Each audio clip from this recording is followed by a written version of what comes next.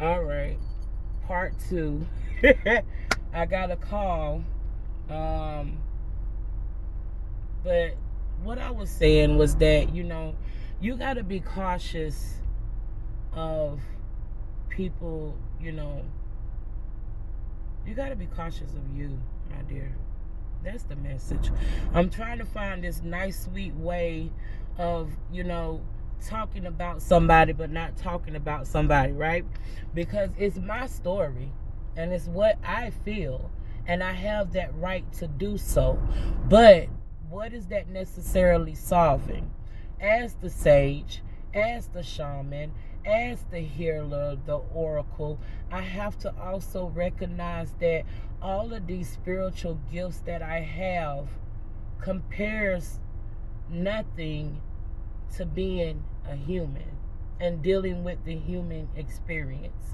And the human experience will fuck you up if you allow it. You know what I'm saying? What is on my heart to express is that though I know and feel the pressures of separating myself from certain situations or certain thoughts or programming, I also know that once you let something out of the head, it leaves it open for something else to come back in. And when that something else come back in, you don't have to hold on to it so tight, because the tighter that you hold on to it, there's no tolerance, there's no acceptance, there's no accountability. How could you let it in with a closed fist?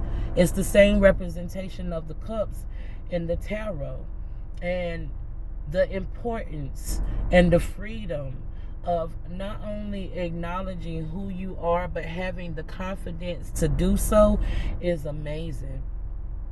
And as I was saying previously, you know, I want to tell my story. And my story is that I stayed around a little bit too long. My story is that I allowed myself to be taken advantage of.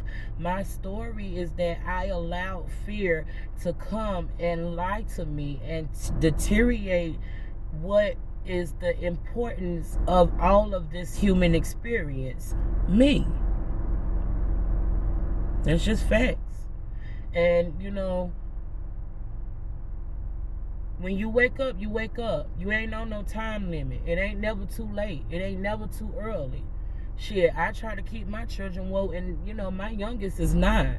So, without imposing upon his innocence, of course, without trying to manipulate his thinking to be my way, but nonetheless being honest and truthful is facts, and